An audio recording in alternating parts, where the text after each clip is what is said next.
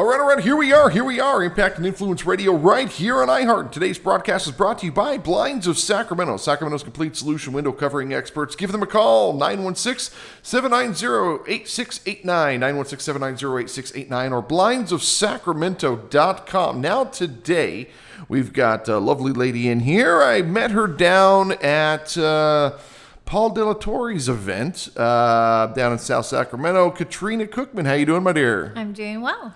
Thank you for joining us.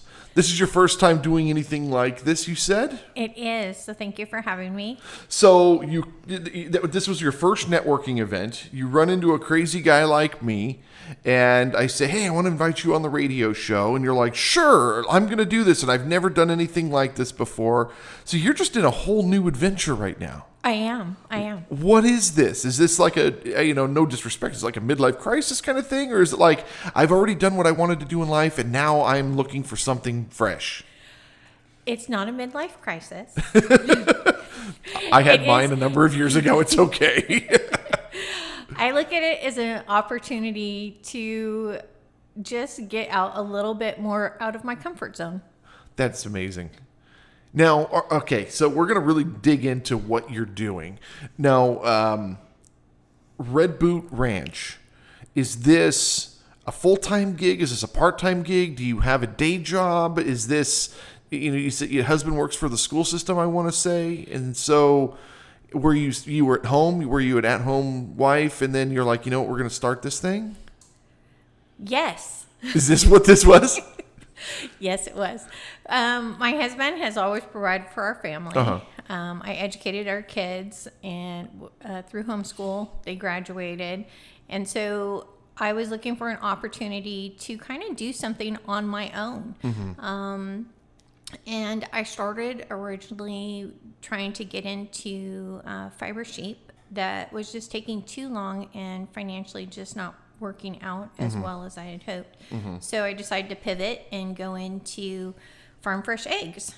And that brought a whole different dynamic. I wanted it to be self-sufficient. I didn't want to take out loans to do it. And so, but I wanted to provide a good product. And with that, I also didn't want to necessarily cut corners, but just be able to have the ability to not be in debt, start a small business, and just kind of really learn how to do business. So do you guys have land? You guys are out in Yuba County, I think you said. We do. We are on 20 acres. Okay.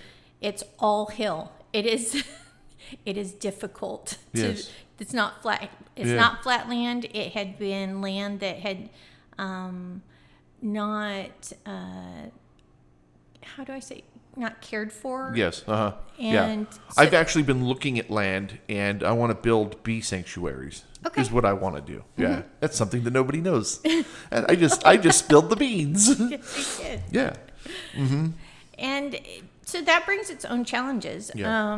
We had to redo. There's a lot of maintenance. There was a lot of weeds, so there's a lot of wildlife. There's just a lot of things that we weren't used to because, to be honest, we didn't grow up or have that agricultural background that people do have. Yeah. So you kind of start from ground zero on how do I navigate Every one of this? these companies that you see started at that place. And so, when I was growing up, my mom moved to a little town called Soledad. Are you familiar with Soledad? I have heard of it. It's in the Salad Bowl. So it's about 30 minutes south of Salinas on 101 South. And, that's where all of our agriculture comes from. Kingvale and Salinas, Soledad. What else is out there? It's so funny. I just named the same three cities over and over. Gilroy. So you've got, got all of our agriculture. 70% of our nation's agriculture comes from the Salad Bowl down there.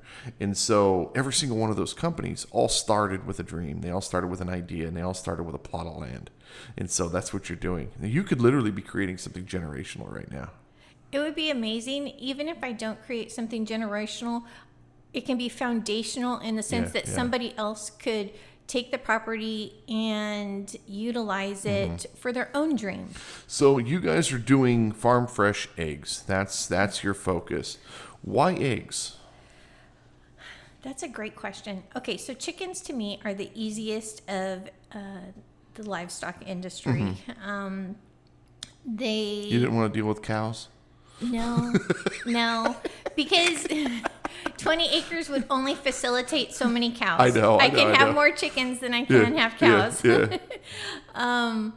And we had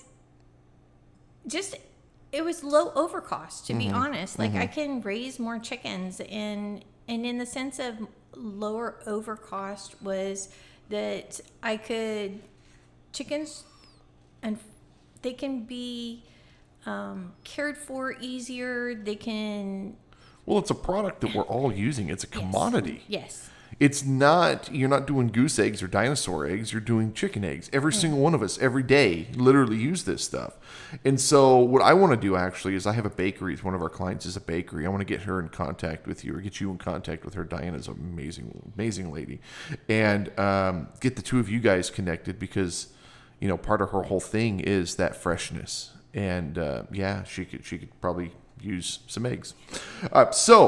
I'm going to get a little bit deeper into this. So, how many eggs are we talking about now? Like, I mean, are you in the tens of thousands, the thousands? Like, where are you at? No, I am considered a backyard poultry producer. And so that is someone who cares for a smaller flock of chickens. So it's not industrialized in the sense of I have a lot less chickens. It is a very popular kind of sector right now. And people want to get away from the whole abused thing. They want to get away from, these huge farms that you're doing millions and millions of eggs, and they're just popping them out. And then the quality control, are they feeding them right? Are they actually taking care of the chickens? And animal cruelty has obviously been a hot button for the agricultural business for a long time. It has, and we don't realize, because I think we don't talk about it as often, but there was such a huge population of chickens coming out of Petaluma. Like, it was considered the egg basket of the world. So the chicken city. And I was reading up on just the history of it. I had run into a gentleman that had been well established in that community, and he pointed me towards this book that had been written by a woman who actually had passed away from cancer. And it just told about the history of Petaluma, and it was totally fascinating, the reasons why they went to wire cages, the technology of industrialization of the chicken and of the egg business industry. And so, but people these days really want to know their farmer. They want to know the person that's raising. They want to know how things are being cared for, how the animals are being cared for. And I don't think that that's a bad thing. That is the slower part of life that people are desiring, because I think at some point everybody wants to kind of be unplugged a little bit. I'm going to go back to this question. How many, if somebody wanted to order 10 dozen eggs for a restaurant or something, do you have the capability of doing that? I do now, in the sense of my inventory is still really small, but I am working to make it a little bit bigger. But I have to realize too that the amount of space that I have and what I'm capable of doing and making sure that my product actually gets sold. So last year I was starting out, I was blessed to start in a very small town. And with that, I didn't sell as much, but I had the opportunity to get out in the public. And so a lot of my inventory wasn't sold. And so then it's just kind of... It goes bad. Yeah, it goes bad. It gets tossed. And so with that, though, now it's trying to find the ebb and flow of it. and I don't put lights on my chickens during the wintertime. I actually allow them to have a resting period. And so then my inventory goes down. And But you're probably ending up with a better product. I feel I do. Now, passion. Is this something that you've been passionate about? Is this something that you're waking up every day? This is all you're thinking about? And it's just, for me, my work, I mean, I live and breathe this stuff. I mean, is this has this always been a fascination of yours? No. No? And so, No, it hasn't. It's actually, I wanted to just see if I could do something and do it well. And I do enjoy what I do. And I like to see that what I'm doing is giving a good product in the sense of, there's days though, I think like with anything that I really don't feel like doing this today. and that's okay. No. And that's actually very important. And it's so good that you said that. My God, it is so good that you said that, because as a business owner, you have to 100% disconnect or you're going to burn out. And young entrepreneurs don't get this stuff. They don't get it. And let me tell you, when my career started in music, I was playing like 9 hours a day. And every day. And I was told that, early on, if you're going to be good at this, you have to do it every day and you have to do it all the time. And what do I do now? I don't even want to touch a guitar, And so, it's like, and you have the talent, but you don't want to do it anymore because you've done it for so long, you burnt yourself out and you just don't even want to be a part of it. Entrepreneurs, dude, I'm telling you, that's actually very important. For me in my business, I've learned that, when I'm off of work, I'm off work. When I'm on the weekends, I'm not working. Now, I do work nights because we go to the networking events. We do work days because we're recording here. So what happens in the afternoons? I sleep. I take my nap every day. 2 o'clock, 3 o'clock every day I take my nap.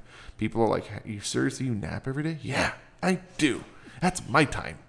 It's very important that you said that. Your story... husband's taking care of the finances. You're raising the kids and schooling the kids and so forth. And then the kids they graduated, moved on, and you're like, I'm ready to care for something else. Grandkids? I have one. We have one. So a little grandson, and he is just a nugget of joy. Are you getting are you getting him involved in the chicken business? No. Why not? No, because his mom and dad do other things, and they're in another state. Okay. That makes sense. Makes sense. All right. So, anything you want to add before we get out of here? This was a lot of fun, actually. Anything you want to add before we get out of here? I just come visit the farmers markets. That's where we're located. That's where I'm located. And I just think it brings a real personable, know your farmer.